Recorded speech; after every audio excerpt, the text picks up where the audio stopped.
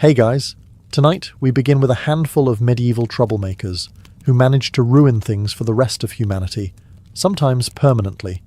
So before you get comfortable, take a moment to like the video and subscribe, but only if you genuinely enjoy what I do here. And let me know in the comments where you're tuning in from and what time it is for you. It's always fascinating to see who's joining us from around the world. Now, dim the lights, maybe turn on a fan for that soft background hum, and let's ease into tonight's journey together. For centuries, jousting was the medieval equivalent of NASCAR. Loud, dangerous, and mainly watched by people hoping someone would die. Knights lined up on horses, lowered their lances, and charged at each other like unpaid interns competing for visibility. The crowd cheered, the trumpets blared, and the church quietly prayed the whole thing would end before anyone important exploded. Enter King Henry II of France, athletic, proud, and blessed with the survival instincts of a pigeon near a windmill. In 1559, he decided to celebrate his daughter's wedding the way medieval kings always celebrated things, by endangering himself in public. The plan was simple: one more joust, one more display of royal masculinity, and maybe a few flattering portraits afterward. Everyone told him not to. His doctors warned him. His wife begged him. And Nostradamus, the actual Nostradamus, had literally written a prophecy predicting Henry would die in a duel with a splinter through the eye. Which, in fairness, is about as subtle as a cosmic sticky note saying, "Don't joust." But Henry wasn't one to take advice. He was a king. He'd survived wars, revolts, and French cuisine. What could possibly go wrong? He picked his opponent, Gabriel de Montgomery, the captain of his guard, and, crucially, a man whose job description was, "Keep the king alive." So naturally, the king challenged him to a deadly sport with pointed sticks. The first 2 rounds went fine. Cheers, applause, 0 fatalities. Then came the third pass. Montgomery's lance struck Henry square in the head, splintering on impact. One jagged piece found a gap in the king's helmet and buried itself deep in his eye socket. The crowd went silent. Someone fainted. Someone else probably tried to sell snacks. Henry was dragged away, half-conscious, but still insisting he was fine. The medieval version of, "It's just a scratch." 10 days later, after what historians politely call experimental medicine, he died in spectacular agony. France immediately banned jousting. Other countries followed. The era of shining armour and glorious tournaments ended not with a bang, but with one man proving that even kings shouldn't play with sharp objects. And so, thanks to one royal adrenaline junkie, Europe traded its lances for diplomacy, which, ironically, hurt just as much, only slower. Monks were supposed to be humble, the medieval embodiment of self-denial, silence, and regret. But even in the quietest monasteries, human stupidity found a way in. And few stories capture it better than the monk who accidentally turned self-love into arson. It began in a Benedictine monastery somewhere in 14th century France, a place where the daily schedule consisted of praying, copying manuscripts, and pretending not to hate everyone. Among the monks lived Brother Pierre, young, handsome, and apparently blessed with cheekbones sharp enough to cut parchment. Pierre had one fatal flaw. He was obsessed with his reflection. Mirrors in monasteries weren't common. Mostly polished brass or bits of metal good enough to tell you if you'd shaved or accidentally joined the heretics. But Pierre had somehow acquired one, and he used it religiously, pun intended. Every night he'd sneak into the washroom to admire himself, adjusting his tonsure like a medieval influencer prepping for divine selfies. And then came the night of the incident. Candlelight, reflection, and ego, a dangerous trio. Pierre leaned closer, practicing his pious but approachable look, and somehow knocked his candle into the hay flooring. Within minutes, his vanity project turned into a 5-alarm monastery barbecue. The monks woke to chaos, smoke, shouting, and Brother Pierre running around shirtless, holding his mirror like it was a sacred relic. The abbey was half burned before dawn. The abbot, bald, furious, and smelling faintly of smoke, had seen enough of both fire and self-reflection for one lifetime, So he did what medieval leaders did best. He banned the problem. Mirrors were declared tools of vanity and forbidden in the monastery. For decades afterward, monks shaved by touch, dressed by faith, and went to confession for pride of jawline. The ban spread to other orders. Some even claimed mirrors were portals for demons, which, to be fair, was a better PR spin than Brother Pierre's bad aim. And so, because one vain monk couldn't stop flirting with himself, mirrors became sinful, monasteries got darker, and medieval Europe added another item to its long list of things we don't trust anymore. It wasn't about faith. It was about fire safety. Falconry was the medieval equivalent of owning a sports car, expensive, flashy, and entirely useless, unless you wanted everyone to know you had money. Nobles spent fortunes training hawks and falcons to swoop dramatically through the air and occasionally bring back dinner. It was elegant, prestigious, and slightly terrifying. Then came Lord Geoffrey of Kent, a man whose defining feature was confidence unaccompanied by competence. Geoffrey was determined to stand out among the noble hunters. Falcons, he decided, were overrated. Too common, too mainstream.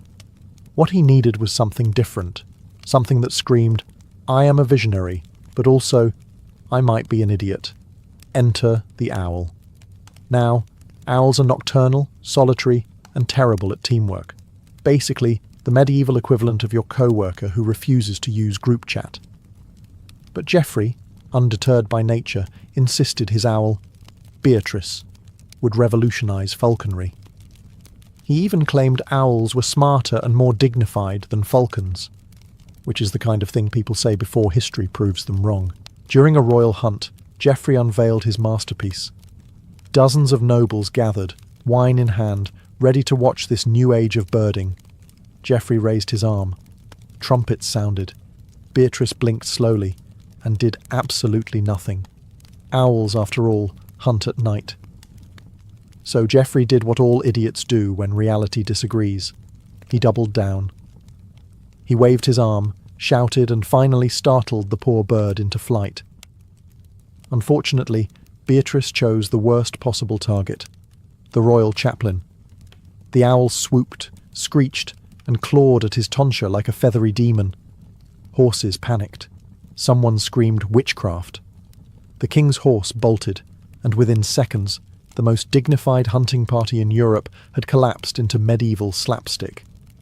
The chaplain, bleeding but alive, declared the owl a servant of the devil. Geoffrey tried to defend her, but it was hard to sound convincing when your noble bird was still trying to eat the bishop's hat. The royal council quickly issued a decree: no owls at hunts. Ever. They were banned from tournaments, royal gardens, and courtly display. And that was that. One nobleman's need to be special turned the owl, nature's quiet philosopher, into a symbol of chaos. Somewhere Beatrice is still hooting, unbothered, waiting for nightfall.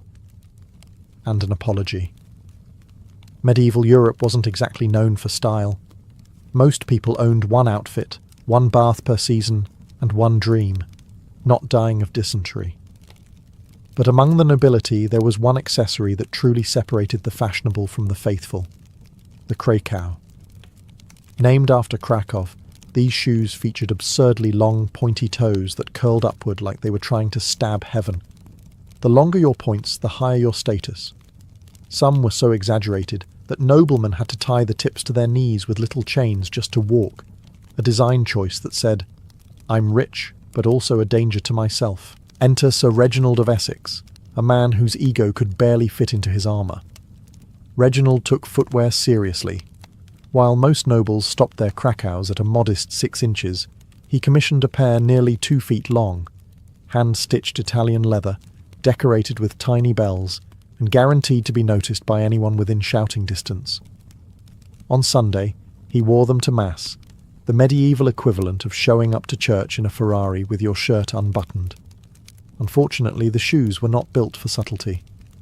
During the procession, one of his pointy toes snagged on a tapestry. The result was spectacular. Reginald tripped, somersaulted forward, and crashed directly into the bishop, taking 2 altar boys and a candelabrum with him. Wax flew. The bishop screamed. The choir stopped mid-hymn. It was, by all accounts, the most exciting thing that had ever happened in that church. The bishop, recovering from what he called a personal assault by vanity, declared long-toed shoes an abomination and distraction from God. Within weeks, the local clergy banned them outright. Other dioceses followed. Before long, crackles were outlawed across Christendom, and Reginald was known not for his style, but for the Great Trip of St. Albans. Monks preached that the devil lived in those pointy toes. Artists painted demons with matching footwear, and for the first time in history, fashion literally became a sin. Reginald tried to argue it was just an accident, but no one believed him. Pride, they said, always comes before the fall. And sometimes the fall happens right in front of the bishop. The Middle Ages had two great passions, piety and partying, often at the same time, and nothing captured that bizarre balance better than the Feast of Fools, an annual festival that was supposed to mock pride and remind everyone of humility. Naturally, it turned into the loudest, drunkest, least humble event in Christendom. The idea was simple. For one glorious day, the lower clergy could act like their superiors. Monks dressed as bishops, choir boys gave sermons, and someone inevitably blessed a goat. The point was to laugh at the absurdity of human vanity. The result, however, was humanity's absurdity. Period. Enter Brother Roland, a monk who took fool as a personal challenge. He wasn't just participating in the Feast of Fools. He wanted to win it. He stole the bishop's robes, put sausages in the censer instead of incense, and began blessing the congregation with what one witness described as greasy enthusiasm. The smell alone could have converted an atheist. The crowd roared with laughter. Wine flowed. Someone juggled communion wafers. For a brief, glorious moment, the cathedral felt less like a house of God and more like a medieval comedy club. Then the actual bishop walked in. Imagine the look on his face. Centuries of theology, hierarchy, and holy authority, all undone by a monk waving pork at his parishioners. The bishop didn't speak. He just stared, the way a man stares at a barn that's already on fire. The next morning, the church held a meeting, which is medieval for someone's about to be punished. The Feast of Fools was officially condemned as blasphemous and detrimental to clerical dignity. In some places, the penalty for holding one was excommunication. And just like that, centuries of laughter vanished. The church bells that once rang for joy now rang for guilt. All because one monk thought the Eucharist needed more protein. Brother Roland was reassigned to a remote monastery in the Alps, a fate worse than death, since the only entertainment there was silence and snow. The Feast of Fools never returned. Humour was deemed dangerous, and the Middle Ages carried on, solemn, sanctimonious, and forever suspicious of sausages. Royal courts loved jesters. They were the medieval version of stand-up comedians, except instead of hecklers, they had executioners. A good jester could make the court roar with laughter. A bad one could make the king roar for the guards. It was, quite literally, a tough crowd. At the court of King Henry I of England, there lived one such man, Roland le Fou, clever, witty, and tragically unfiltered. Roland's job was simple: keep the monarch entertained and, ideally, alive with laughter. Unfortunately, he was also a man who didn't know when to stop. Henry was famously touchy about two things: his power and his baldness. Everyone knew this. It was medieval common sense, like not sitting too close to the trebuchet. But one night, after a royal feast and several too many goblets of wine, Roland made the fatal error of combining alcohol, confidence, and comedy. He approached the king, bowed dramatically, and said, "Your Majesty, I dreamt last night that I saw a shining crown upon your head." The room chuckled. Even Henry smiled. Roland, encouraged, added, "Though I think it was just the reflection off your scalp." Silence. The kind of silence that makes you wish for a time machine. The courtiers froze. The musicians stopped. Somewhere, a servant pretended to die just to escape the tension. Henry's smile collapsed like a poorly built fortress. The next day, Roland was arrested for slanderous mockery of royal dignity, which in plain terms means you made fun of the boss. The punishment was swift and horrifyingly creative. His tongue was cut out to prevent further comedy. Henry then issued a decree banning all jokes at the expense of the monarchy. Laughter in the royal court became a dangerous act, a reminder that in medieval politics, humour was treason-wearing bells. From then on, jesters played it safe. Their routines were limited to juggling fruit and pretending to fall down. The golden age of medieval wit died that night, silenced by one man's ill-timed roast. And so, thanks to Roland le Fou, the English court discovered the first rule of comedy: never punch up when up can have you executed. In medieval Europe, the legal system was less about evidence and more about endurance. If two people disagreed, the simplest solution was obvious: hand them weapons and let God decide. This was trial by combat, justice, but with more blood loss. The idea was straightforward. Two opponents would meet in an open field, each claiming divine backing. The logic was that God would never allow an innocent man to die. In practice, he seemed remarkably indecisive. Enter Jean de Carouge and Jacques Legris, two French nobles in 1386, who managed to turn a lawsuit into France's last officially sanctioned duel.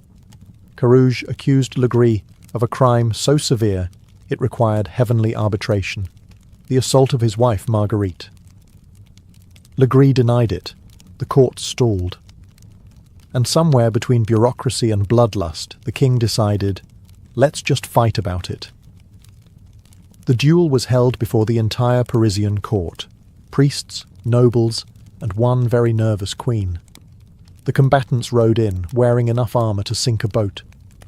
Trumpets sounded, prayers were mumbled, and then they began what chroniclers politely called a ferocious engagement, which is medieval for a mutual attempt at dismemberment. Legris was faster, stronger, and allegedly better at not dying, but fate, or physics, favoured Carouge's. After several rounds of smashing each other with divine enthusiasm, Carouge's managed to knock his opponent to the ground and stab him through the throat. The crowd erupted. Marguerite wept. The church pretended this was all part of the plan. The problem?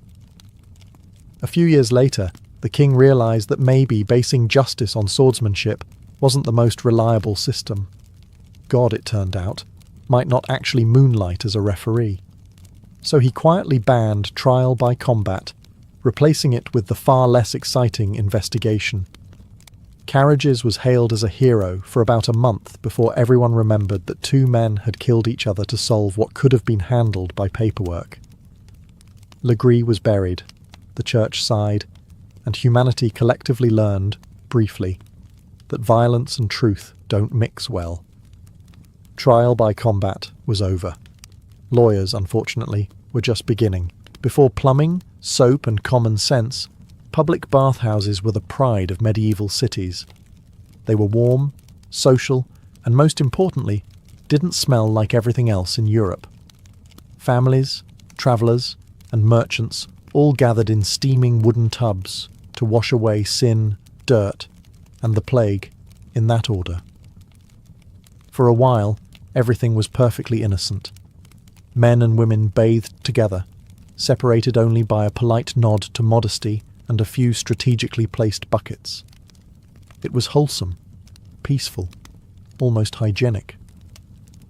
Then came Lord Alaric of Burgundy, a man so spectacularly bad at behaving that he single-handedly turned cleanliness into a moral crisis. Alaric was rich, bored, and deeply committed to being terrible in public.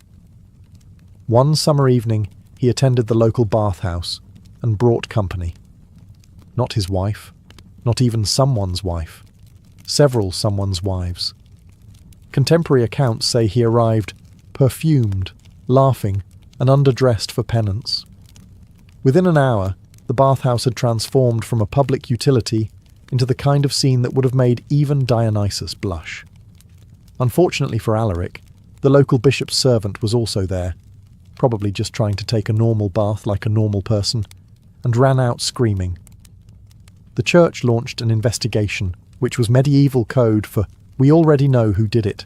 The fallout was biblical. Sermons condemned the unholy mingling of flesh and filth.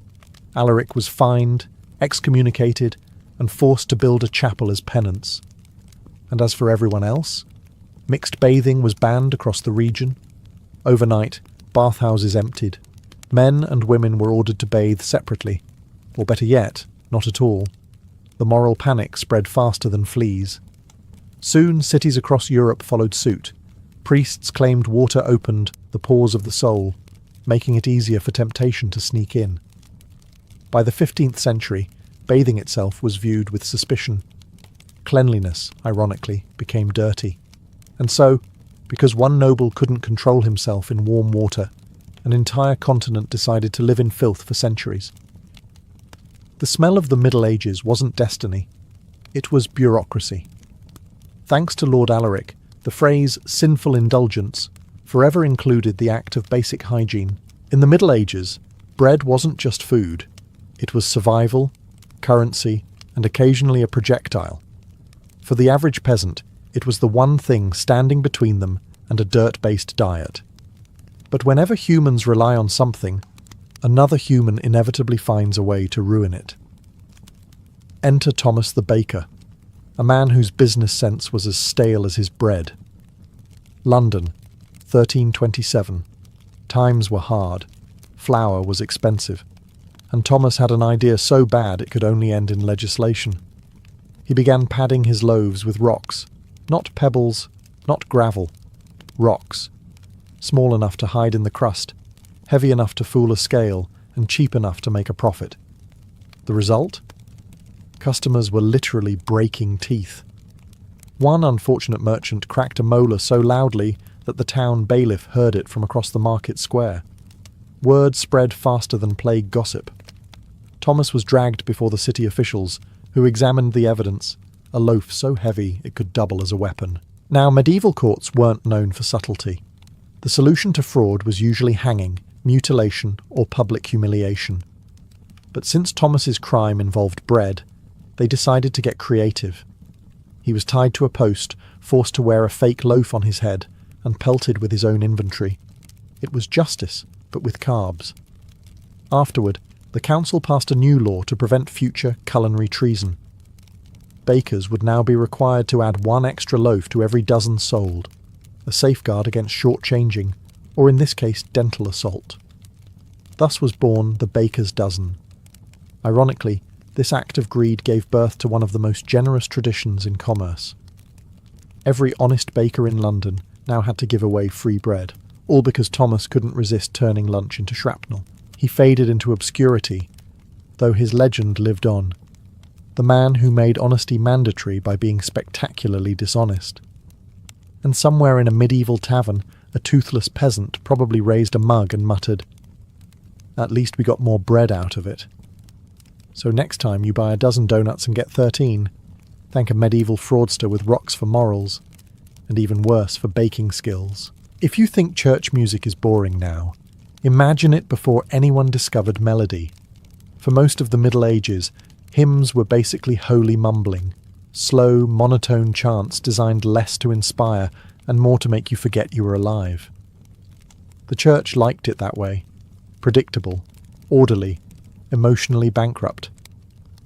Then came Brother Antonius, a monk in 13th century Burgundy with too much imagination and too little supervision. Antonius had grown tired of the same Gregorian drones echoing through the stone halls. So, one night, while everyone else was reciting their Kyrie Eleison for the millionth time, he decided to add flair. He sang a second note. It was a harmony, just one note above the main chant, perfectly innocent by modern standards. But to medieval ears, it was like inventing jazz in a monastery. The other monks froze mid-prayer, staring at him as though Satan himself had joined the choir. Someone dropped a candle. The abbot fainted, and Antonius, blissfully unaware of the crisis he'd just caused, thought, that sounded kind of nice. The next day he tried it again, this time with enthusiasm. 2-part harmony, then 3. Before long, he had half the choir experimenting with tone, pitch, and rhythm. It was, by medieval standards, a full-blown musical revolution. The problem was that anything new in the Middle Ages was automatically suspected of heresy. Word reached the bishop, who arrived with the kind of seriousness usually reserved for plagues. After listening to one rehearsal, he declared the harmonies an affront to divine simplicity, and accused Antonius of summoning worldly pleasure into holy sound. In other words, music was cancelled. Polyphony, the use of multiple notes, was officially banned in several monasteries. For decades, the church returned to its safe, flat chants. Harmony was sinful. Emotion was suspicious. And Brother Antonius? He was reassigned to a silent order, which, given his talents, was either cruel irony or divine comedy. Centuries later, musicologists would hail him as an accidental pioneer, the man who brought colour to a monochrome world and got exiled for it. In the end, his great sin was simple. He made the church sound alive. And for medieval Europe, that was one note too many. Medieval London was a city of wood, straw, and optimism, an architectural combination that practically begged for fire. Add in the average peasant's attention span, and you had a recipe for annual disaster. But one fire in particular stood out, the one that made city officials finally say, enough. It began, as all great medieval tragedies do, with a man named Geoffrey, who was just trying to do his job badly. Geoffrey was an apprentice blacksmith, enthusiastic, clumsy, and one misplaced spark away from historical fame. One chilly evening in 1212, he decided to stay late in the workshop. His master had warned him, "Don't leave the forge unattended." Geoffrey naturally heard, "Please, definitely leave the forge unattended." He struck the iron, stoked the flames, and then remembered. He was hungry. So he left for dinner, in a wooden city, with an open fire still burning. By the time he returned, London was a light show. Flames leapt from thatch to timber, spreading faster than medieval gossip. The riverfront went up first, warehouses, taverns and all. The heat was so intense that the lead roof of St. Mary's Church literally melted and flowed down the street like molten frosting. Contemporary accounts claim people tried to save barrels of ale before saving themselves, which feels historically accurate. The fire raged for days, consuming over 3,000 houses. London's Lord Mayor declared that henceforth, no man shall kindle flame after sunset within the city walls. In other words, bedtime for everyone. Candles, hearths, forges, even lanterns were banned at night. It was the first medieval curfew, brought to you by one man's dinner break. Of course, this rule caused its own chaos. Tavern owners complained. Bakers rioted. Thieves celebrated. The city learned to navigate by moonlight, stubbed toes, and prayer. As for Geoffrey, he vanished from the records, which probably means he either fled or was turned into a cautionary bonfire himself. Either way, London got its first real fire safety policy, centuries before anyone invented insurance. So if you've ever been told to blow out the candle before bed, remember, that advice was written in smoke, signed by Geoffrey, and paid for with most of medieval London. In medieval Europe, funerals were solemn affairs. Incense, hymns, tears, and the occasional reminder that life expectancy was about 35 on a good day. But leave it to medieval nobility to look at a quiet burial and think, you know what this needs? Violence. It started in 1241 at the funeral of Duke Raymond of Toulouse, a man so wealthy that even his death drew a crowd. Nobles from all over France came to pay respects. And by pay respects, I mean show off their armour and gossip. The problem with gathering armed competitive men in one place is that sooner or later someone suggests a tournament. Enter Sir Aldric de Vienne, a knight described by one chronicler as a man of enthusiasm but little restraint. While mourners filed past the coffin, Aldric nudged his friend and said, "Wouldn't Raymond have loved one last joust?" His friend, being equally stupid, agreed. Within the hour, lances were fetched, horses saddled, and the solemn funeral procession turned into a spontaneous melee. What began as a memorial tilt quickly devolved into chaos. A squire tripped over a casket rope. A knight missed his target and impaled a banner. One unfortunate monk was launched into a puddle of holy water. The coffin itself tipped over mid-charge, releasing the late Duke into what must have been the worst encore in history. By the time it ended, 3 knights were injured, 1 church window was gone, and the abbot had a nervous breakdown. The clergy called an emergency council the next morning, and with the full fury of bureaucratic piety, they issued a decree. No games, tournaments, nor feats of arms shall take place in proximity to the burial of the dead. In other words, no more jousting at funerals. The ruling spread across Europe, and for once, everyone agreed it was reasonable. Funeral organisers went back to mourning quietly. Knights went back to finding other ways to get concussed. And the church added another entry to its ever-growing list of rules created because someone couldn't behave. Duke Raymond was reburied with all due reverence, minus the jousting. His legacy lived on, not for his deeds, but because his funeral became the medieval equivalent of a YouTube fail compilation. Medieval feasts were chaos in edible form. Imagine hundreds of nobles, knights, and clergy packed into a hall that smelled like meat, mead, and mild regret. Tables groaned under roasted boar, stewed eels, pies of uncertain origin, and an ocean of alcohol. It was a time to eat, drink, and, more importantly, show everyone that your digestion was better than theirs. For years, these feasts went about as well as anything medieval ever did. Minor food poisoning, occasional sword fights, and at least one minstrel catching fire. But then came Sir Baldwin of Burgundy, a knight whose relationship with alcohol could be described as committed but abusive. It was the Feast of St. Martin, a celebration that began as a religious event and ended as a competitive drinking tournament. Sir Baldwin arrived late, already wobbling, wearing armour polished to a shine and a grin that spelled doom. He immediately downed 3 goblets of wine to catch up, then another for St. Martin, and one more for symmetry. An hour later, the kitchen presented the centrepiece, a glorious roasted chicken meant for the Duke himself. Baldwin saw it, decided divine providence had placed it there for him, and lunged. Unfortunately, another knight, sober, hungry, and less amused, lunged too. The 2 men grappled, cursed, and eventually drew swords, over poultry. The hall erupted, chairs broke, goblets shattered, and one terrified priest hid under the table with the pies. The brawl spread faster than confession rumours.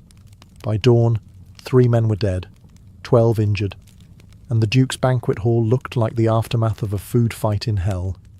The church, horrified, declared public feasts a breeding ground for gluttony and sin. The Crown agreed, banning open feasting and replacing it with smaller, morally supervised dinners. In other words, no fun allowed. Sir Baldwin survived, barely, and reportedly woke up 2 days later asking if he'd won. His legacy outlived him, not in honour or valour, but as the man who made overeating illegal. So next time someone ruins a party, remember, at least they didn't end an entire European tradition over a chicken leg. The Middle Ages didn't need pandemics to cancel events. They had Baldwin.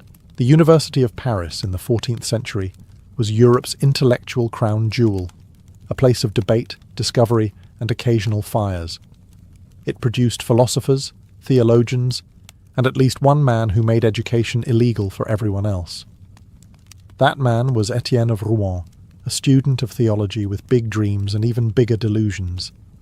Etienne wasn't content with memorizing Latin or arguing about angels on pinheads. He wanted results. Real, magical, world-bending results. Unfortunately, his definition of research involved less Aristotle and more necromancy. It began harmlessly enough. Etienne bragged to his classmates that he could summon a spirit to help him pass his exams. They laughed, as all smart people do before something explodes. Determined to prove himself, he borrowed a forbidden grimoire from a Dominican friar, and decided to conduct his great experiment in the dormitory basement, because that's where all brilliant disasters begin.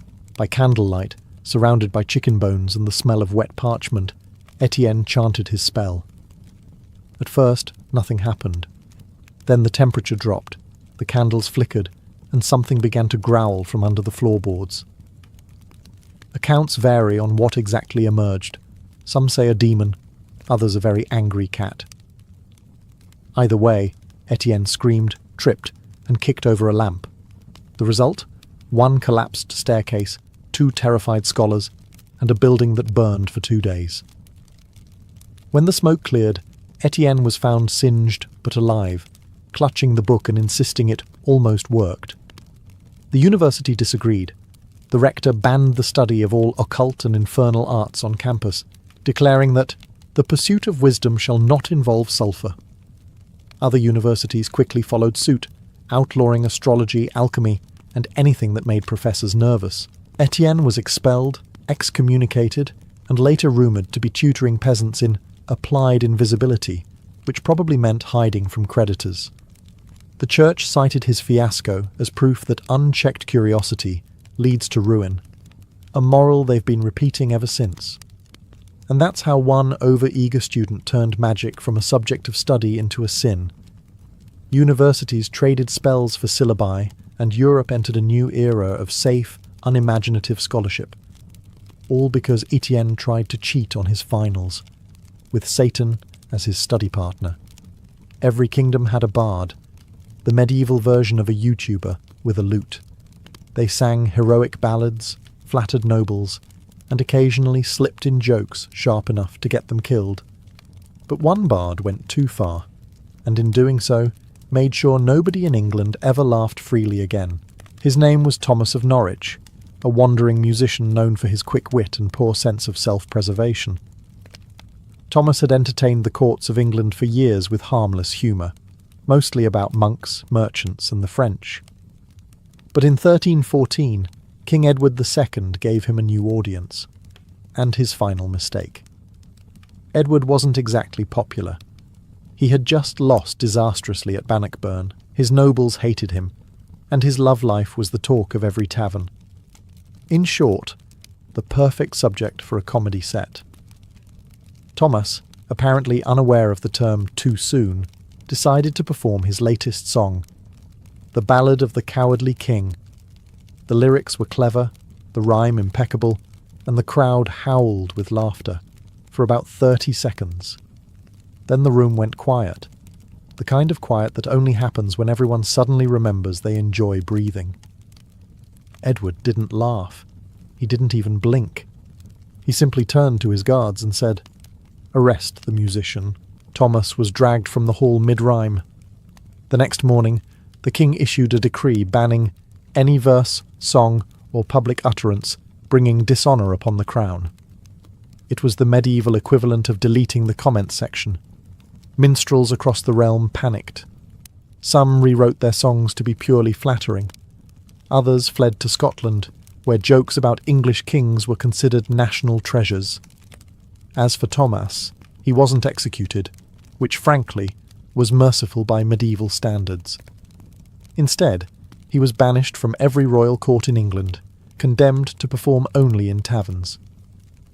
He spent his remaining years singing about love, wine, and hypothetical monarchs who resembled no one in particular. His ban lived on. Satire became dangerous, humour became heresy, and kings learned that nothing travels faster than a good insult, except maybe an arrest warrant. Thomas of Norwich vanished from history soon after, but his legacy endures. The man who proved that in the Middle Ages it wasn't the sword that killed, it was the punchline. In most corners of ancient Greece, the arrival of a baby girl brought sighs of quiet resignation. Daughters were destined for weaving, marriage, and obedience, background figures in the grand drama of their fathers and brothers. But in Sparta, the cradle rocked to a different rhythm. When a Spartan girl entered the world, she was not judged by her gender, but by her strength. At birth, midwives inspected her body, checking her limbs, her cry, her vitality. If she appeared weak or sickly, she faced the same grim fate as any unfit boy: exposure on the slopes of Mount Taygetus. In this harsh system, mercy bowed before survival. Sparta's creed was simple: only the strong should live. From her first breath, a Spartan girl belonged not merely to her family, but to the state. The city itself was her guardian and her purpose. Her parents might nurture her, but Sparta shaped her destiny. She was not to be hidden in domestic silence or wrapped in layers of modesty. Instead, she was to grow loud, proud, and unbreakable. Her duty was clear: to one day give birth to sons who would die for Sparta, and to be strong enough to endure that truth without weeping. Even her appearance reflected the state's values. While Athenian women were pale from staying indoors, Spartan girls tanned under the open sky. Their hair was kept short for practicality. Their limbs hardened from constant motion. The body was a weapon, and it had to be trained. They ran, they wrestled, they threw the javelin, and they learned rhythm through dance, not for vanity, but to cultivate control and precision. In Sparta, beauty was measured in symmetry, not softness, in vitality, not fragility. From childhood, Spartan girls heard the same words repeated in the agora and the home alike. You give birth to warriors, not cowards. That sentence was both a compliment and a command. The city expected its daughters to be fearless, outspoken, and loyal above all else. Their strength was the foundation of the state's survival, because without resilient mothers, there could be no resilient soldiers. And thus, from infancy, every Spartan girl was born not just into a family, but into a mission. From the moment a Spartan girl could walk, her world became a living arena. Childhood in Sparta was not defined by dolls or domestic lessons, but by running tracks, wrestling grounds, and communal instruction. While boys entered the agorge, the harsh military training system, girls underwent their own version of discipline, guided not by soldiers, but by the state's philosophy. The belief was simple and absolute. Strong women produced strong sons.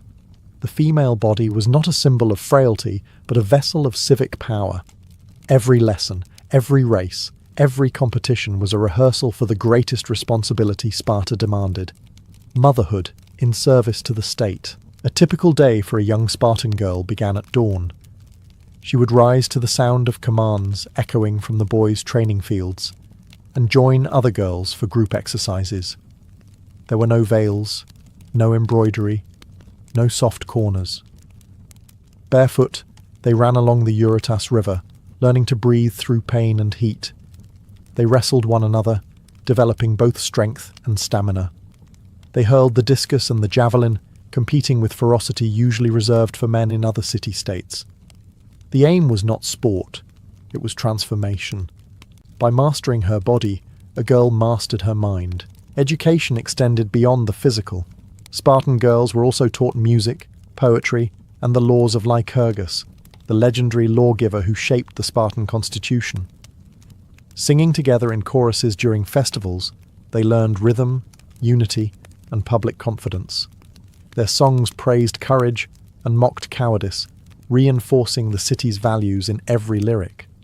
Through these public performances, young women gained a rare form of social power in the ancient world: visibility.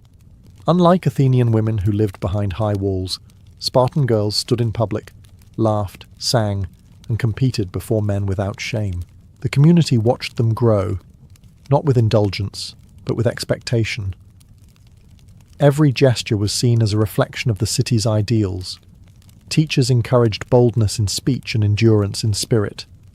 A Spartan girl was told to look a man in the eyes and to speak her mind with clarity and pride. Childhood was not a prelude to obedience, it was an initiation into strength. By adolescence, she had already learned the art of discipline, resilience, and controlled pride, the cornerstones of what it meant to be a daughter of Sparta. In Sparta, the female body was not to be hidden or softened, it was to be perfected. Physical excellence was seen as sacred duty. A Spartan girl's training began early and intensified through her teenage years. She ran over hills, sprinted across fields, and swam in the cold waters of the Eurotas River. Wrestling, discus throwing, and javelin practice toughened her muscles and sharpened her reflexes. There was no shame in sweat or bruises. They were marks of honour. To the Spartan mind, every sinew of strength she gained meant a stronger generation to come. She was a future mother of soldiers, and weakness was treason. Unlike in Athens or Corinth, where modesty confined women to the household, in Sparta, physical training took place outdoors, often in public. It shocked visitors from other Greek cities. They whispered of immodesty and indecency, horrified to see girls exercising without the concealment of long robes. But Spartans dismissed such criticism. To them, the human body was not a source of shame, but a symbol of discipline. They believed the gods favoured symmetry and health, not frail elegance. The sculpted form of a Spartan woman was proof of divine and civic order. Training was relentless.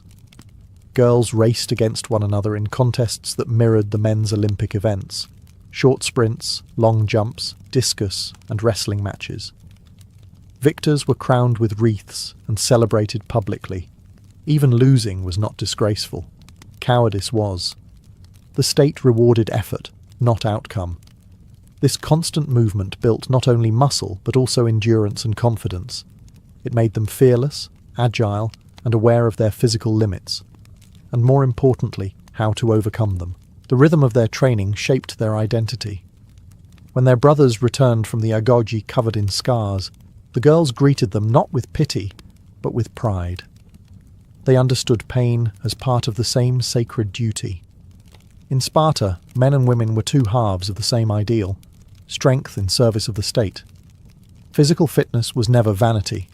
It was patriotism in flesh and bone. Through this rigorous education, Spartan girls became living monuments of discipline, their bodies the temples in which the strength of Sparta itself was preserved. If the body was Sparta's weapon, the mind was its blade. Spartan girls were trained to sharpen both. Physical training forged strength, but mental discipline gave it direction. From childhood, girls learned to control emotion, suppress fear, and think logically. They were not sheltered from harsh truths, death, war, or loss, because those realities defined their existence. They grew up hearing that their brothers might die in battle, their fathers might never return, and that their role was not to mourn, but to endure. Emotional restraint became second nature. A Spartan girl learned to stand tall, speak directly, and face adversity without trembling. Education in Sparta included more than athletics. Girls were taught literacy, an uncommon privilege for women in the Greek world. They learned to read, write, recite poetry, and debate. This intellectual education was not aimed at turning them into philosophers, but into women capable of raising disciplined, intelligent citizens. They studied the laws of Lycurgus, the founding principles of Spartan society: equality among citizens, self-control, and devotion to the state. These ideas became moral commandments, drilled into memory through repetition and song. Public speaking, too, was a valued skill. Spartan girls were trained to express themselves clearly and confidently, a quality that astonished outsiders. They did not lower their eyes or speak softly as Athenian women were expected to do. Instead, they looked men directly in the face and spoke their thoughts without hesitation. Spartan men admired such boldness. It was seen not as arrogance, but as integrity. The city wanted women who could instruct their sons in courage and discipline, and such instruction required a strong voice. Mockery was another weapon of the Spartan mind. During festivals, girls sang choral songs that ridiculed cowardice among men. These verses were not idle teasing, they were moral enforcement. To be mocked publicly by women for cowardice was a disgrace worse than defeat in battle. Thus, women's words became instruments of social control, shaping behaviour through both admiration and shame. In this way, the Spartan girl's intellect became as vital as her strength.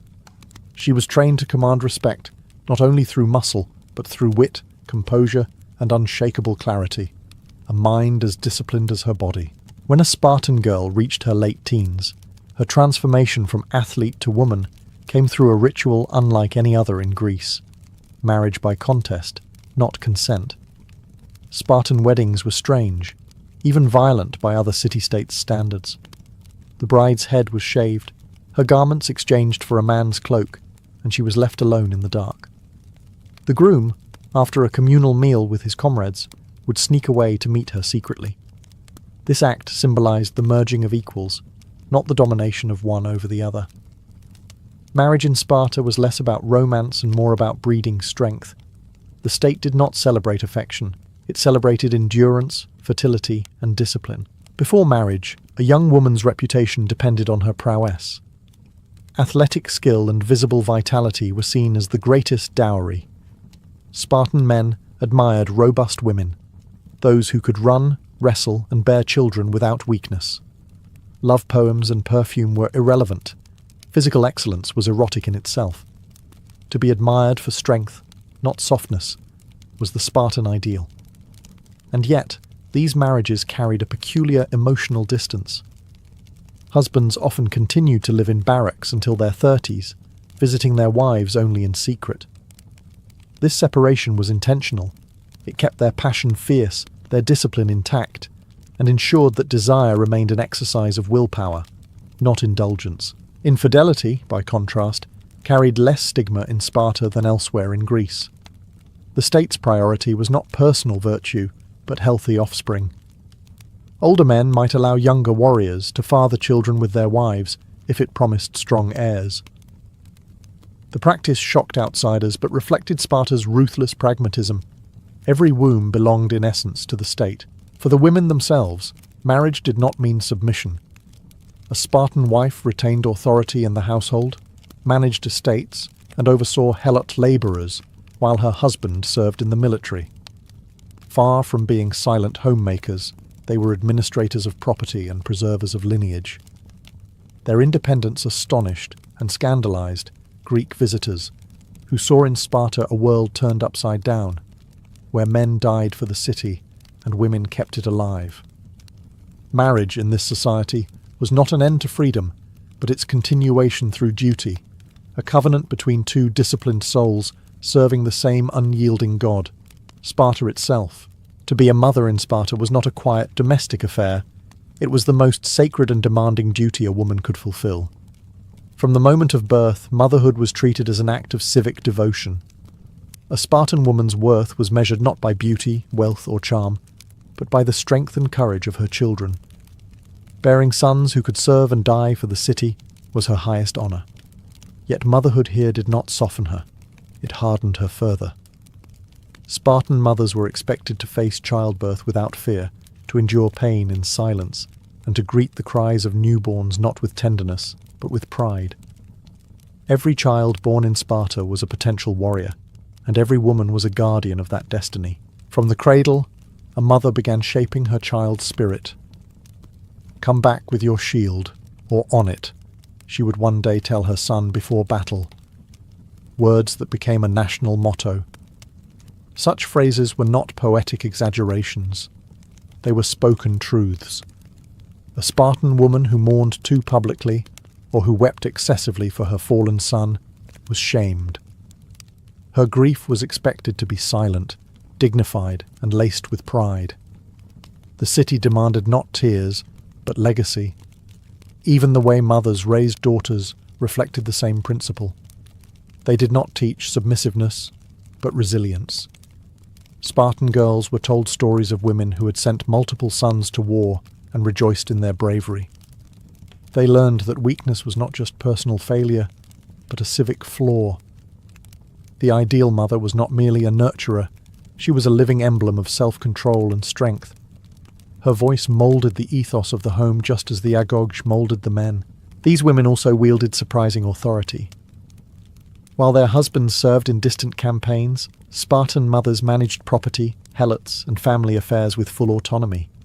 Their control over estates gave them financial power unseen elsewhere in Greece. But with that power came immense pressure. To uphold Spartan values, to ensure discipline never faltered, and to raise children worthy of the ancestors. To be a Spartan mother was to live in permanent service to the state, balancing affection with austerity. In her endurance, Sparta found its eternal strength. While Spartan men spent most of their lives in the barracks or at war, it was the women who managed the city's wealth. This unusual circumstance transformed Spartan society into one of the few in the ancient world where women held genuine economic power. They owned land, controlled estates, and oversaw vast numbers of helot labourers. By some estimates, women possessed nearly 40% of all Spartan property, an unthinkable figure in the rest of Greece. To outsiders, it looked like chaos. To Sparta, it was efficiency. The city entrusted its survival not only to its warriors, but to its women's discipline and competence. Managing wealth in Sparta was not about luxury or excess. Spartan women were forbidden to flaunt gold or foreign fashions. Their riches were tools of stability, not vanity. They directed harvests, distributed food, maintained livestock, and ensured that the military system functioned while men were absent. In essence, they became the administrators of the Spartan war machine's economic heart. Their success or failure directly affected the soldiers' ability to fight, and thus the city's fate. This authority made them respected, but it also made them feared. Their sharp tongues and decisive manners shocked visitors who expected docility. The political influence of women was indirect but undeniable.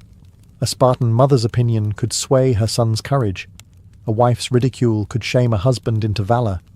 Their voices carried moral weight in public discourse, shaping how honour and duty were perceived. They didn't sit in councils or hold titles, but their presence was felt in every decision that touched the household, and the household was the foundation of the state. Naturally, this power drew criticism. Greek writers like Aristotle accused Spartan women of arrogance, claiming they ruled over their men and corrupted the state's discipline. But such accusations reveal more about foreign discomfort than Spartan reality. In truth, these women upheld the very order that made Sparta feared across the Greek world. They were the invisible hands behind the iron front, guardians of wealth, enforcers of virtue, and custodians of stability. The Spartan woman, wealthy yet austere, embodied a paradox. She ruled a household yet served the state, commanding power while submitting to duty. A queen within invisible borders, loyal only to Sparta. In most Greek cities, a woman's silence was considered her virtue. But in Sparta, silence was cowardice. Spartan women were famous, or infamous, for their bold speech. They mocked, praised, and commanded with a sharpness that startled outsiders. Their words carried authority, and their wit was legendary. They didn't whisper behind closed doors. They spoke in the public square, at festivals, and even to kings. When a Spartan mother handed her son a shield and said, "With it or on it," she wasn't merely giving advice, she was issuing a command. Her voice was the echo of the state itself. The education of Spartan girls in rhetoric, music, and poetry prepared them for this public presence. Festivals like the Gymnopaedia and the Hyacinthia featured women's choruses that sang before crowds, weaving moral lessons into song. These performances were not entertainment. They were civic speeches disguised as art. The choruses praised bravery and mocked cowardice, using ridicule as a weapon to reinforce Spartan values. A man who faltered in battle risked more than death. He risked hearing his name sung in scorn by the women of Sparta. Even kings were not immune to their judgment. Queen Gorgo, wife of King Leonidas, was known across Greece for her sharp intelligence and fearless speech. When a foreign woman once asked why Spartan women were the only ones who ruled their men, Gorgo replied, "Because we are the only ones who give birth to men." Her words captured the essence of Spartan femininity, proud, unapologetic, and rooted in duty rather than submission. Gorgo's voice, like those of countless unnamed women, reflected a society that valued moral clarity above obedience. Speech, in Sparta, was a form of discipline. Women's words were expected to be concise, clever, and cutting, just like the blades their sons carried. Their language forged unity, their songs preserved tradition, and their criticism maintained courage. Through words alone, they upheld the moral spine of the city. Outsiders saw insolence, Spartans saw integrity. To speak truth boldly, even to men of power, was not rebellion, it was service. In their voices, Sparta heard its conscience, sharp as iron and steady as the rhythm of marching feet. When Sparta finally fell, its armies defeated and its glory dimmed, the legacy of its women endured longer than its walls. Historians and poets across Greece continued to speak of them with awe and unease.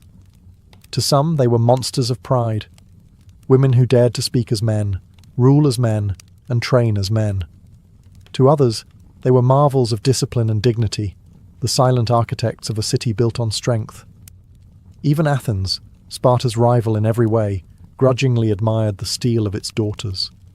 For while Spartan men made the city famous through war, it was Spartan women who kept it alive through generations of sacrifice and endurance. Their legacy was not confined to physical prowess or patriotic motherhood. It was a cultural revolution. They redefined what it meant to be female in the ancient world. Not fragile, not ornamental, but essential. They stood as living proof that the body of a woman could be a political instrument, a weapon of continuity, and a symbol of moral order. Their training, their speech, and their stoicism shaped a society unlike any other in history. Sparta's daughters were not taught submission. They were taught symmetry of body, mind, and spirit.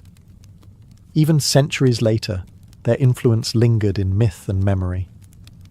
Travellers who visited the ruins of Sparta would hear tales of mothers who sent 5 sons to war and rejoiced when all fell bravely.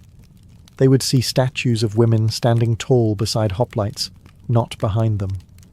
The image of the Spartan woman became both legend and warning, a reminder of the power a society grants when it demands strength from all its citizens, not just its men. In a world where most women were confined to shadows, the Spartan woman walked in daylight. Her body was trained, her mind disciplined, her voice respected. She lived not for luxury, but for purpose, to uphold the fragile balance of a warrior state that depended as much on her fortitude as on the men's swords. Though the city that created her is long gone, her legacy endures as one of history's most radical experiments, a civilization that built its power not just on warriors, but on the women who made warriors possible. Beyond the golden gates of Topkapi Palace, past the tiled courtyards and marble fountains, there lay a forbidden world that few men ever saw, the imperial harem. To foreign ambassadors, it was whispered about as a paradise of pleasure, filled with exotic women serving the sultan's desires. But those who truly understood the empire knew that behind those silk curtains was not a playground of passion, but a battlefield of politics. Every glance, every whisper, every favour could shift the balance of power in the Ottoman court. The harem was not merely a household, it was an empire within an empire. At its heart lived hundreds of women from across the known world, Circassians, Georgians, Greeks, Persians, Ukrainians and Arabs, each brought to the palace as tribute, captives or gifts. Most arrived as frightened teenagers, stripped of family and freedom, yet some would rise higher than any vizier or general. Because inside the harem, the sultan's affection was only the beginning. True survival required intelligence, charm, and an understanding of intrigue that rivaled any minister's cunning. The harem was organized like a military structure, each woman assigned a place in its hierarchy. At the bottom were the odalisques, the servants, girls who swept marble floors, tended lamps, and dressed their superiors. Above them were the concubines, chosen for their beauty or wit, waiting for a chance to catch the sultan's eye. Those who succeeded might become favourites, their chambers adorned with silk and silver, their names whispered throughout the palace. Yet, each promotion came with peril. A wrong word, a jealous rival, or a shift in the sultan's favour could end a woman's fortune overnight. Above all others reigned the Valid Sultan, the sultan's mother. Her authority was absolute within the harem, her word law even to her son. She controlled the staff, oversaw education, and arranged marriages within the royal household. The Valid Sultan was the silent architect of dynasties, her power rivaling that of any grand vizier. To understand the Ottoman court, one had to understand her influence, the invisible hand guiding the throne. Behind jeweled screens and velvet cushions, she ruled not through force, but through mastery of human ambition. In the harem, power was soft-spoken, perfumed, and absolutely deadly. Every woman's journey in the Ottoman harem began at the lowest tier, as an odalisque. The word meant chambermaid, but within those marble walls, it carried far heavier meaning. Odalisques were not courtesans or companions. They were servants, the invisible machinery of the Sultan's private world. Most were young girls, purchased or gifted to the palace from across the vast Ottoman territories, Circassia, Georgia, Greece, Albania, or the Balkans. Torn from their homes, they were brought into a world where obedience meant survival, and silence was a language of its own. The harem was their universe, and its rules were absolute. Each odalisque was assigned to a mistress, perhaps a concubine, a favourite, or a royal princess, whom she would serve loyally. They cleaned, dressed, bathed, and waited on their superiors from dawn until dusk. In time, the most disciplined and graceful among them could earn a promotion to higher ranks, but disobedience or clumsiness meant demotion, or worse, expulsion from the palace, a fate considered worse than death for those who had once breathed the air of Topkapi. Despite their status as servants, odalisques were not neglected. They were carefully educated and trained to fit the empire's refined aesthetic. Tutors taught them music, poetry, manners, embroidery, and the art of movement. The palace physicians ensured they stayed in perfect health while eunuchs oversaw their discipline. Beauty was not enough. A girl had to embody poise, intelligence, and grace. The Sultan's court demanded more than decoration. It demanded perfection. The possibility that one day the Sultan might notice her, even in passing, kept many odalisques alive with quiet hope. But beneath that hope simmered rivalry. Every girl knew that one fortunate glance from the Sultan could elevate her above hundreds of others. Behind gentle smiles, envy brewed like poison.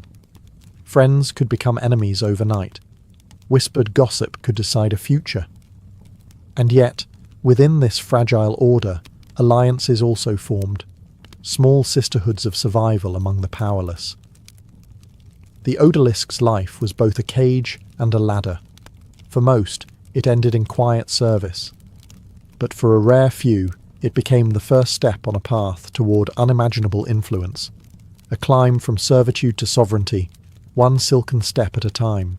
From among hundreds of odalisques, a select few were elevated to a new and perilous rank, concubine of the Sultan.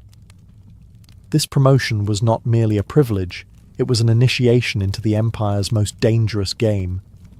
To become a concubine meant being chosen, not for service, but for the possibility of intimacy with the ruler of the world's most powerful Islamic empire. Yet this honour was as much a burden as it was a dream. For the moment, a girl caught the Sultan's eye. Her life was no longer her own.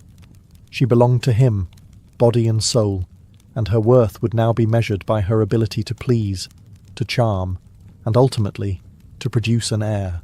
The chosen concubines underwent a complete transformation. They were dressed in luxurious silks, perfumed with rose oil, and adorned with jewels that once belonged to fallen queens. Their behaviour was reshaped by tutors who taught them the refined arts of conversation, poetry, and etiquette. They learned how to move gracefully, to dance with restraint, and to speak in the soft melodic Turkish of the palace. But beneath the elegance lay an unspoken truth. Beauty without cunning was useless. Many concubines discovered that surviving the Sultan's favour required intelligence sharper than any blade. Not all concubines ever met the Sultan. The harem was enormous, and only a handful were ever summoned to his chambers. For those who were, the encounter could change everything. If the Sultan was pleased, the woman might become a Kadin, an official consort with her own quarters, servants, and privileges. If not, she might fade back into obscurity, her silks replaced by linen, her hope extinguished. Jealousy thrived in these corridors. A smile from the Sultan to one woman could spark quiet fury in 100 others. Rumours spread like smoke, and alliances were made or broken in whispers. Eunuchs guarded the doors, but no guard could stop ambition. For each concubine, the path upward was paved with charm and deceit alike. Her rivals were not her enemies alone, they were her reflections, each one dreaming of the same impossible ascent, to bear the Sultan's child, and with it, claim a sliver of immortality in the empire's golden history. Above the concubines rose a select few known as the Guzda, meaning the favoured ones. These women were no longer servants, they were the Sultan's chosen companions, the elite circle whose smiles could bend the empire's destiny. To be named a favourite was to live under constant scrutiny and intoxicating privilege. Their chambers shimmered with gold-threaded drapes and marble fountains. Their meals were served on silver trays. Their gowns were sewn from the rarest silks of Bursa. But luxury came with invisible chains. The Sultan's love was fickle, and the higher a woman climbed, the deadlier the fall. Aguzda had succeeded where hundreds failed. She had captured the Sultan's affection. Yet affection alone was not enough. Her true test was endurance. To remain in favour, she had to embody grace, intelligence, and restraint at all times. A single misstep, a careless word or a whisper of jealousy could strip her of everything. Favourites became masters of diplomacy, fluent in the subtle language of the palace. They learned when to flatter, when to fall silent, and when to plant an idea in the Sultan's mind so gently that he believed it was his own. Many Guzda became quiet political players, using their influence to secure positions for allies or favour certain advisors. Through them, the harem's invisible hand extended into the empire's politics.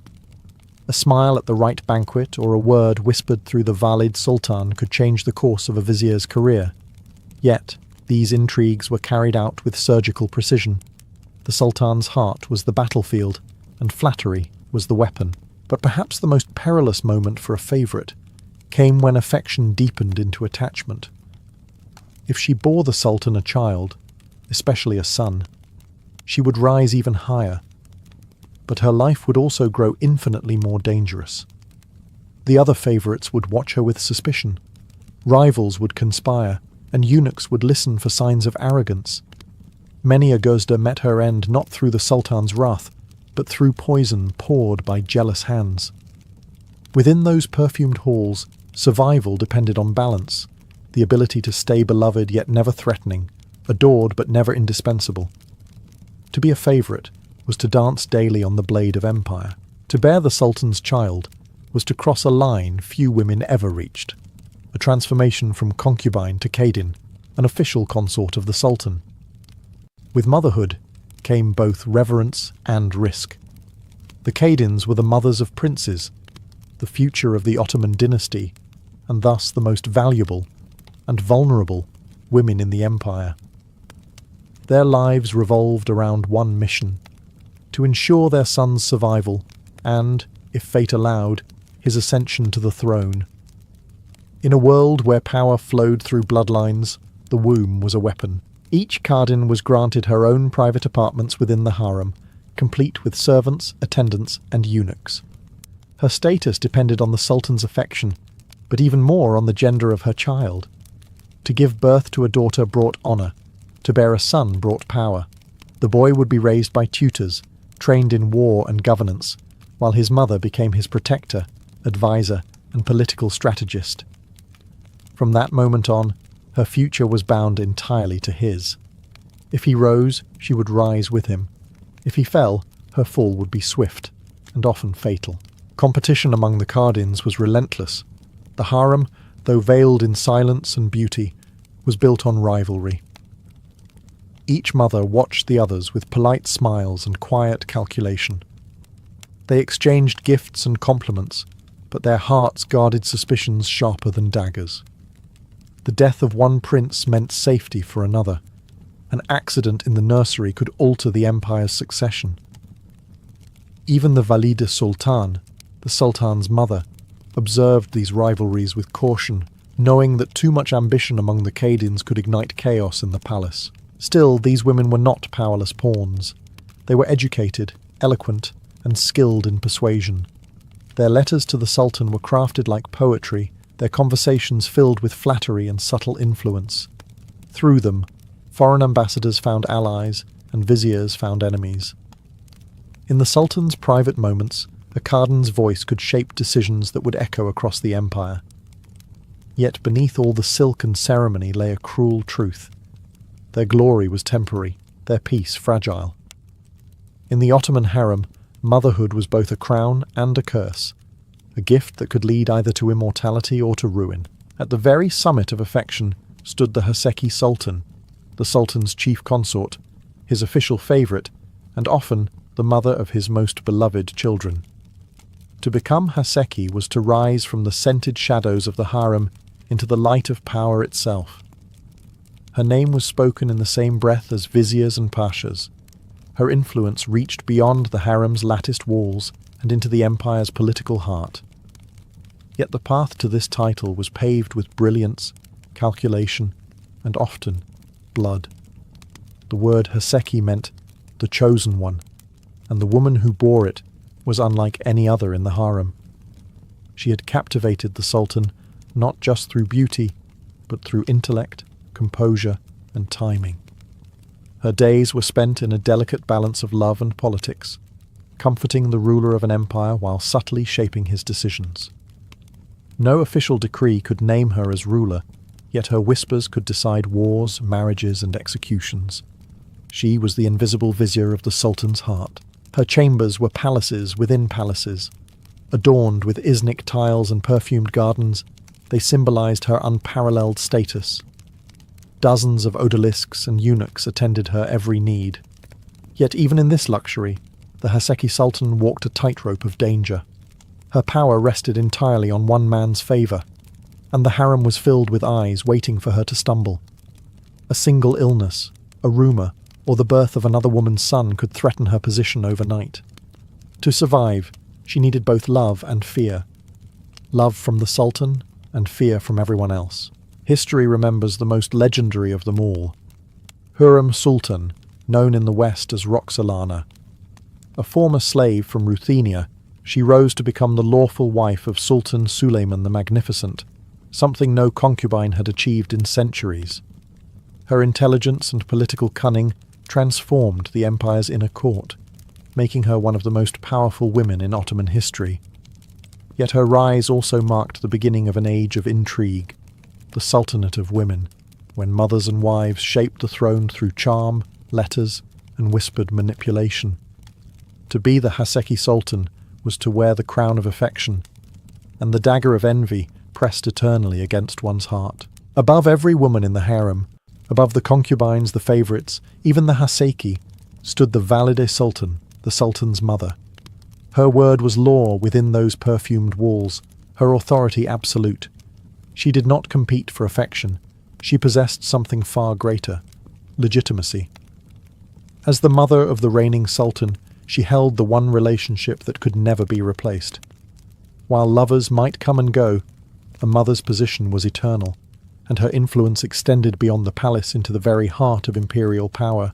The Valid Sultan occupied her own lavish apartments, known as the Valid Dairesi, a palace within the palace. Hundreds of servants, eunuchs, and attendants served her, and her wealth rivaled that of the Grand Vizier. She oversaw every aspect of the harem: discipline, education, appointments, and punishments. Every woman, from the lowest odalisque to the Sultan's favoured consort, ultimately bowed before her authority. She decided who entered the Sultan's chambers, who bore his children, and who would be quietly dismissed. Her influence reached even into the empire's politics. Foreign ambassadors sought her favour, knowing that a few well-placed words from her could alter the Sultan's mood, or his alliances. But her power came at a heavy cost. The Valid Sultan lived surrounded by ambition and deceit, even from within her own bloodline.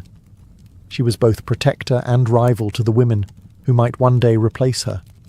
Her son's favourites, her grandson's mothers, her potential successors. The Ottoman court was a serpent's nest, and the Valide's wisdom was her only shield. Those who lacked cunning were quickly consumed. The most legendary among them, Kösem Sultan and Turhan Sultan wielded immense influence, commanding armies, managing state affairs, and at times even ruling in place of child sultans. Their reigns marked the pinnacle of female power in Ottoman history, yet, even for the Valide Sultan, life was a game of balance. Too much control risked alienating her son, too little invited chaos within the harem. She ruled with velvet gloves over iron hands, maintaining order through fear wrapped in grace. The Valide was not merely the Sultan's mother. She was the empire's heartbeat, the matriarch behind the veil, the queen whose throne was carved not from gold, but from obedience. No story of the Ottoman harem can be told without the silent figures who guarded, managed, and often manipulated it from the shadows, the eunuchs. To the outside world, they were servants. Within the harem, they were gatekeepers, spies, and sometimes kingmakers. Castrated as boys and brought from Africa or the Balkans, they were cut off from ordinary life and remade into instruments of imperial control. Between the Sultan's private chambers and the labyrinth of women's quarters, the eunuchs stood as the unbreakable wall, men without lineage, without personal ambition, devoted entirely to the palace. Or at least, that was the theory. At the top of this hidden hierarchy was the Kızlar Ağası, the chief black eunuch, one of the most powerful figures in the Ottoman Empire. His keys unlocked the harem gates, and his words reached the Sultan's ears faster than any vizier's.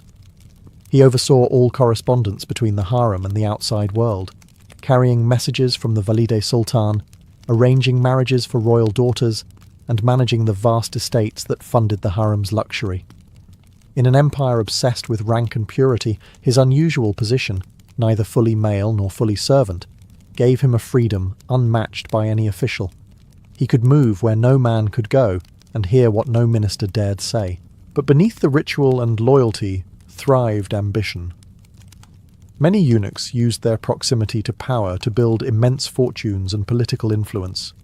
Some became patrons of mosques, schools, and markets, their names etched into the architecture of Istanbul. The Kızlar Ağası often acted as an intermediary between the Sultan's mother and the imperial council, shaping policies from behind the veil. His allegiance could determine who lived in favour and who fell from grace. A whispered warning or a withheld letter could destroy a life overnight. Yet for all their authority, eunuchs were prisoners too. They lived within the palace walls, bound by duty and isolation, their loyalty enforced by fear and dependence. They were the unseen machinery that kept the harem running, the quiet balance between love and death, chaos and control. In their silence, they ruled an empire of whispers, and through them, the harem itself became the most secret government in the world. As centuries passed, the harem that once pulsed with political intrigue and whispered ambition began to fade. The power that had once shaped empires slowly withered under the weight of change. By the late 17th and 18th centuries, the Ottoman world was no longer the same. Wars were lost, reforms were demanded, and Western influence seeped into the empire's veins. The great days of the Sultanate of Women, when mothers and wives ruled from behind silk curtains, were over. Yet, even in decline, the harem remained a mirror of Ottoman society, elegant, disciplined, and dangerous all at once. The number of women inside the harem dwindled, and the grandeur of its rituals softened. No longer were hundreds of concubines imported from distant lands. No longer did favourites rise to control the court. The Valide Sultan still held influence, but her word carried less weight as bureaucrats, generals, and reformists took control of the empire's future. The harem's walls, once the fortress of female power, became a gilded cage of tradition.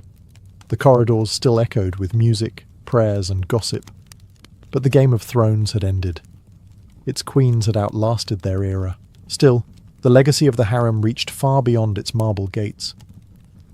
The women who once lived there, from nameless odalisques to legendary figures like Harem Sultan and Kösem Sultan, reshaped the empire's destiny. They proved that power could wear perfume, that intelligence could thrive in captivity, and that politics could flow not only through swords and soldiers, but through letters, lullabies, and whispered advice. Their descendants carried fragments of that legacy into the modern age, an unspoken memory of women who ruled unseen. When the Ottoman Empire finally crumbled in the early 20th century, the last harem women were quietly released, their titles dissolved, their silks replaced by simple garments. Some married, some vanished into anonymity, and others lived out their final days in melancholy dignity, watching a world they once ruled disappear forever. Yet history could not erase their shadows. The harem remains a symbol, both of oppression and of cunning survival. It was a prison for many, a throne for a few, and a world where ambition, beauty and danger coexisted behind the soft flutter of a curtain. Marco Polo was born in 1254 in the glittering city of Venice, a republic built on water, trade and ambition. The air of the lagoon always carried the scent of spice, salt and silk, reminders that Venice's fortune was tied to the distant east. His father, Niccolo Polo, and uncle Maffeo were among the city's wealthiest merchants, their ships crossing the Mediterranean in search of rare gems and exotic goods. But Marco's childhood was marked not by luxury, but by absence. His father had departed on a trading mission years before his birth, vanishing into lands few Venetians had ever seen. By the time Marco was old enough to walk the docks and watch the galleys return, he had never met the man whose name he carried. He was raised instead by his extended family, learning the arts of commerce and navigation from a distance. Venice itself was a teacher, a city where maps were as valuable as gold, and every merchant's son was expected to speak in numbers and trade routes. Marco's education was rigorous. He learned Latin, Venetian, and a little Greek. He studied currencies, weights, and the subtle art of negotiation. Yet his imagination wandered beyond ledgers and contracts. He listened to sailors' tales in the taverns, of deserts that burned under an unending sun, of cities made of gold, and of emperors who ruled from the edge of the world. In 1269, when Marco was 15, his father finally returned to Venice. He did not come alone. Alongside his brother Maffeo, he carried treasures and strange curiosities from the east, and a letter from none other than Kublai Khan, the Mongol ruler of China. The brothers told of their first journey through Constantinople and Bukhara, of their audience with the great Khan, and of the Khan's invitation to return, this time bringing Christian scholars and sacred oil from Jerusalem. Marco listened in awe as they described lands beyond imagination: Persia, Samarkand, Cathay, names that sounded like magic. When they prepared to return to fulfill the Khan's request, Marco refused to be left behind. At just 17, he left the marble canals of Venice for a road that stretched thousands of miles across deserts, mountains, and empires. His departure marked not just a family reunion, but the beginning of a 24-year odyssey that would change how Europe saw the world forever. In 1271, Marco Polo set out from Venice with his father Niccolo and his uncle Maffeo, embarking on a journey that would span nearly a quarter of a century. Their destination was not simply a city, but the very heart of Asia, the court of Kublai Khan, ruler of the vast Mongol Empire. Their route would take them across the treacherous arteries of the Silk Roads, through lands where merchants vanished and kingdoms rose and fell overnight. The Polos were armed not with swords, but with trade goods, wit, and the Khan's own golden passport, a tablet inscribed with the great Khan's seal, granting them protection across his dominions. From Venice, they sailed to Acre, the last Crusader stronghold in the Holy Land, where they obtained the oil from the lamp of the Holy Sepulchre, a sacred gift for the Mongol emperor. From there, they crossed into Armenia and the barren highlands of Persia. The deserts of Iran tested their endurance. Sandstorms choked the sky, wells ran dry, and the heat turned metal into fire. Yet the Polos pressed on, guided by the promise of the East and the favour of fortune. They followed ancient caravan routes lined with ruins, remnants of cities destroyed by Genghis Khan's conquests. In Hormuz, they considered sailing to China, but the ships were too fragile for such a perilous voyage. Instead, they chose the overland route through the heart of Asia, a decision that would define their legend. The path ahead led them through the Pamir Mountains, where thin air and blinding snow reduced even the strongest men to exhaustion. Marco later wrote that in those high passes, the fire burned black and no birds flew, so great was the altitude. Beyond the mountains lay the endless sands of the Taklamakan Desert, a place travellers called the Sea of Death. Winds howled across shifting dunes, and phantom voices were said to lure wanderers to their doom. The Polos survived only by following the stars and the footprints of their camels. Along the way, Marco's eyes opened to the vast diversity of the world: Persian astronomers, Turkic nomads, Buddhist monks, and Muslim scholars. For a young Venetian merchant, the journey became more than trade. It was a passage into the unknown, the slow awakening of a European mind to the immensity of Asia. After months crossing Persia's deserts and caravan routes, the Polos reached the formidable Pamir Mountains, the roof of the world. Rising like frozen fortresses between modern-day Tajikistan and Afghanistan, the Pamirs were unlike anything a European had ever seen. Jagged peaks clawed at the clouds, and icy winds howled endlessly through the valleys. The air was so thin that even fire refused to burn properly, and travellers often fell ill from exhaustion or madness.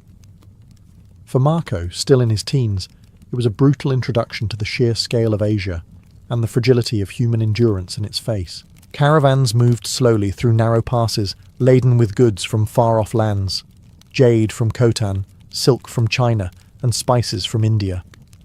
Snowstorms buried trails overnight, and avalanches could erase entire groups of travellers without a trace. The Polos learned to trust their guides, weathered men who could read the shifting moods of the mountains like scripture. At night, they camped under stars brighter than any in the Venetian sky. Marco later described the heavens above the Pamirs as so near that one could imagine touching them. It was here that the young Venetian began keeping detailed notes of geography, customs, and landscapes, observations that would later astonish Europe. As they descended from the heights, the world changed again. The harsh silence of snow gave way to the wind-swept plains of Central Asia. They entered lands once ruled by Genghis Khan. Vast stretches dotted with Mongol jurs, felt tents, grazing herds, and campfires flickering like stars upon the earth. In Samarkand and Kashgar, Marco encountered the crossroads of civilizations, cities where Persian, Chinese, Indian, and Arab merchants bartered in a dozen languages. Mosques stood beside Buddhist shrines, and caravanserais offered rest to travellers from every corner of the world. Here, Marco learned the rhythm of the Silk Road, days of hardship broken by nights of hospitality. He observed Mongol riders who could loose arrows while galloping at full speed, and Persian astronomers who charted the heavens with instruments unknown in Europe. The journey had ceased to be a mission of trade. It had become an education. The world was no longer a flat map to Marco. It was alive, vast, and infinitely layered. Every mile carried him further from Venice, and closer to the heart of the Mongol Empire. After nearly 4 years on the road, the Polos finally reached Chengdu, better known to the west as Xanadu, the summer capital of Kublai Khan. For Marco, it was like stepping into a dream carved from gold and jade. The palace shimmered with marble walls, gilded roofs, and gardens so vast they seemed endless. Streams ran between pavilions, and tame lions and leopards lounged beneath blossoming trees. The Khan's palace, Marco would later write, was the greatest and most magnificent that ever was. But what truly captivated him was not the wealth. It was the ruler himself. Kublai Khan, grandson of Genghis Khan, was unlike any monarch Marco had ever imagined. He ruled an empire that stretched from the Pacific Ocean to the Black Sea, the largest the world had ever known. Yet he received the Polos not as conquerors might, but with the calm curiosity of a scholar. The great Khan had long been fascinated by Europe, and their arrival fulfilled a promise made years before. Niccolo and Maffeo had once assured him they would return with Christian emissaries. Though the priests they brought turned back in fear, the Khan welcomed the Polos with open arms, intrigued by their courage and their knowledge of trade, languages, and far-off Christendom. Marco, with his youthful charm and keen observation, quickly attracted the Khan's attention. The Mongol ruler recognized intelligence when he saw it, and soon began to test the young Venetian with questions about the West, its kings, its faiths, and its technologies. Impressed, Kublai appointed Marco as an emissary within his vast court. From that moment, Marco was no longer a mere traveller. He was a servant of the most powerful man on earth. Life at the Mongol court was a theatre of splendour. Feasts stretched for days, with musicians from Persia, jugglers from India, and dancers from China performing under lanterns that glowed like stars. Thousands of courtiers moved in silence at the Khan's command. But beneath the grandeur lay a sense of order, discipline, and intellect. The Khan encouraged learning, debate, and innovation. Marco found himself standing at the crossroads of civilizations, witnessing the fusion of East and West long before the world even knew they could meet. Marco Polo's life changed forever when Kublai Khan appointed him as an imperial envoy, a trusted messenger of the Mongol court. It was an extraordinary honour for a foreigner, and one that carried immense responsibility. The Khan saw in Marco something rare, a quick mind, a sharp memory, and the calm courage of a born diplomat. Fluent in several languages and endlessly curious, Marco became the Khan's eyes and ears across the empire. His journeys would take him through lands that no European had ever seen, from the mountains of Tibet to the tropical kingdoms of India and Burma. The role of emissary demanded more than endurance, it required tact. Wherever Marco went, he carried the authority of Kublai's golden seal, a symbol that guaranteed him passage, food, and safety across the empire. He met governors, scholars, and generals, observing every detail of their cities, customs, and courts. In Yunnan, he marvelled at elephants clad in armour. In Tibet, he encountered monks who lived in silence, surrounded by spinning prayer wheels. In Burma, he described golden pagodas that glittered under the blazing sun. Marco recorded everything, not just the splendour, but the logic behind it, the irrigation systems, the postal stations, the paper money, and the bureaucratic precision that made the Mongol Empire function like clockwork. He was not merely a spectator, he was a bridge between worlds. His Venetian background allowed him to understand trade, while his immersion in the Mongol court gave him insight into Asian governance. Marco grasped how the empire connected merchants from the Mediterranean to the Pacific through roads guarded by Mongol soldiers and rest stations stocked with supplies. It was a network of order and intelligence that Europe could scarcely imagine. Years passed as Marco moved from province to province, earning the trust of local rulers and the admiration of the Khan himself. Wherever he went, he adapted, eating local food, learning local etiquette, and even adopting the flowing robes of a Chinese nobleman. The Venetian merchant's son had become a citizen of the world. By the time he returned to Kublai's court, he was no longer a foreigner. He was part of the empire's fabric, his fate now inseparable from the destiny of the great Khan. During his years as emissary, Marco Polo came to know the heart of Kublai Khan's empire, China, or as he called it, Cathay. What he found there defied everything Europe believed about the East. The cities were vast beyond imagination, the people disciplined and industrious, and the wealth seemingly endless. Roads paved with stone stretched farther than any Roman highway, while canals threaded the countryside like silver veins, carrying barges heavy with rice and silk. Nowhere, Marco later wrote, was there such order, such plenty, such splendour.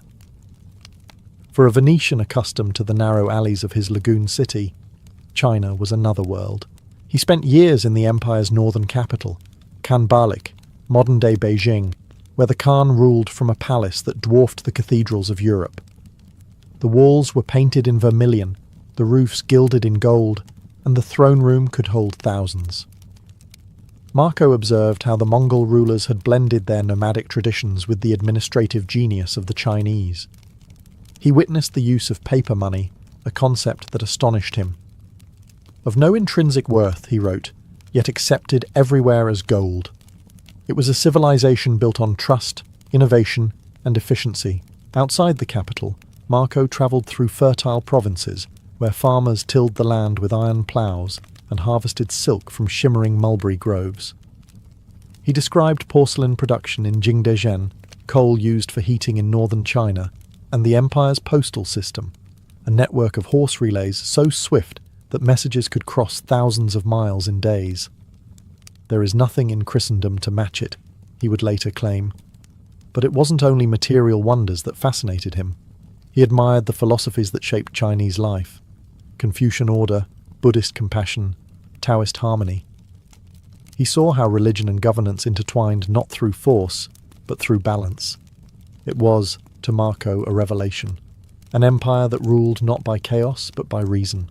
For 17 years he lived among these marvels, recording the details with the precision of a scholar and the wonder of a traveller. He was no longer the wide-eyed youth from Venice. He had become the West's first true witness to the grandeur of the East, a chronicler of a world that Europe had yet to dream of. By the late 1280s, Marco Polo had spent nearly 2 decades in service to Kublai Khan. He had travelled across Asia, governed cities, and witnessed the full majesty of the Mongol Empire. Yet beneath the splendour of his life at court, a quiet longing grew, the desire to see Venice again.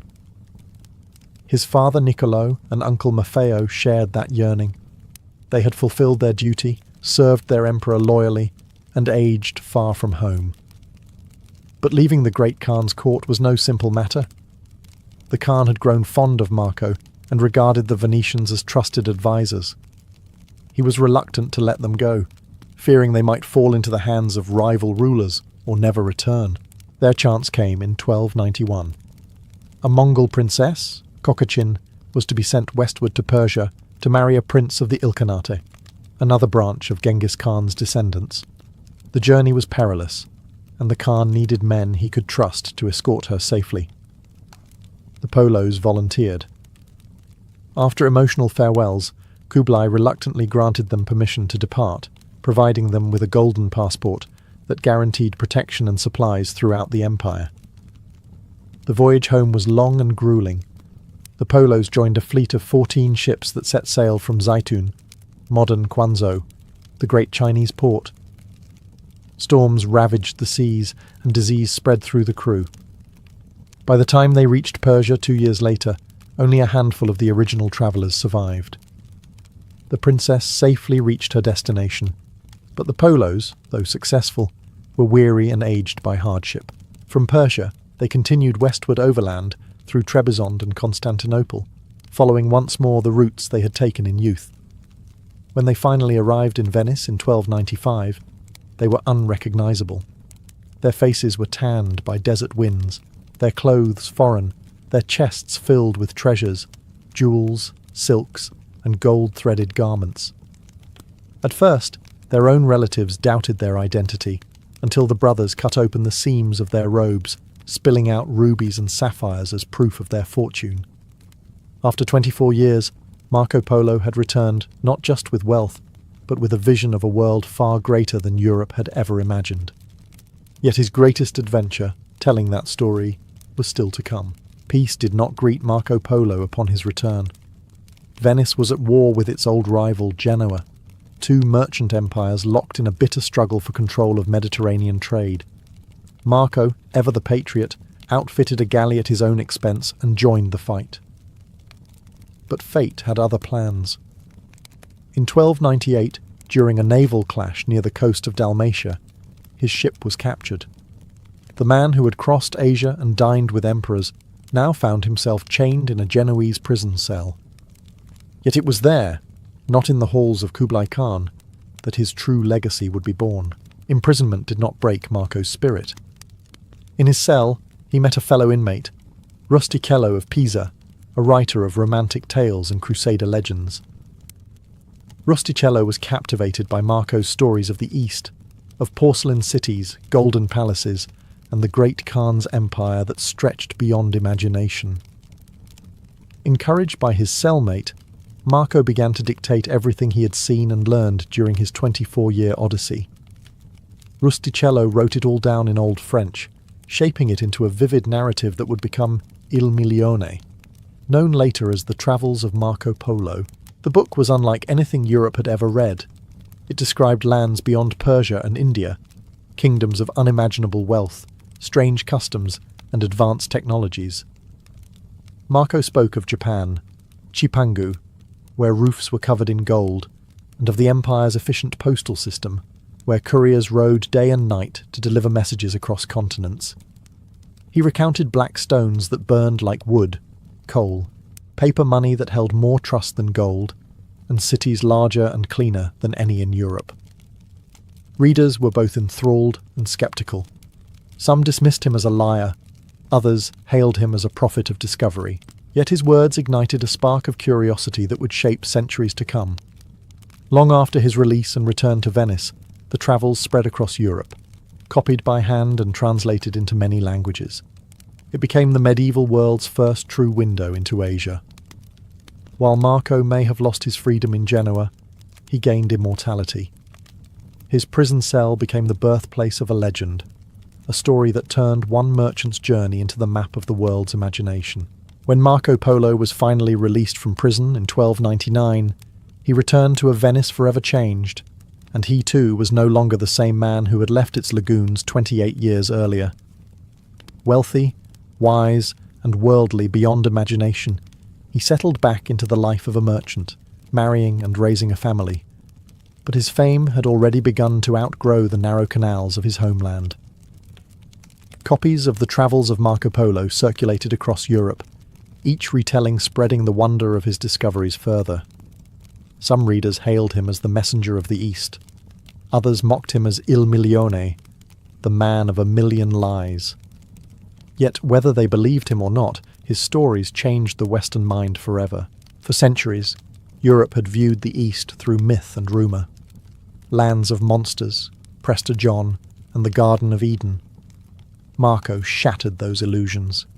He described China not as a fantasy, but as a sophisticated civilization governed by law, wealth, and science. His accounts of paper money, coal, and road networks revealed an empire far ahead of medieval Europe. He mapped the Silk Roads and chronicled regions unknown to his contemporaries: Burma, Tibet, Sumatra, and even the court of the Mongol emperor. His writings were not merely a traveller's tales, they were the blueprint of a connected world. Scholars debated his accuracy, skeptics doubted his memory, and explorers obsessed over his roots. Among them was Christopher Columbus, who carried a well-worn copy of the Travels on his voyage to the New World 2 centuries later, convinced he could reach the lands Marco had described by sailing west. Through Columbus and those who followed, Marco's influence shaped the very age of discovery. When Marco Polo died in 1324, at the age of 70, he was asked on his deathbed if he would retract his stories. He reportedly replied, "I have not told half of what I saw." That sentence became the epitaph of his life, a testament to both his humility and his awe at the world's vastness. Marco Polo did not just travel farther than any European of his time, he expanded the boundaries of human imagination. His journey began as a merchant's errand, and ended as the spark that awakened Europe to the wonders beyond its horizon.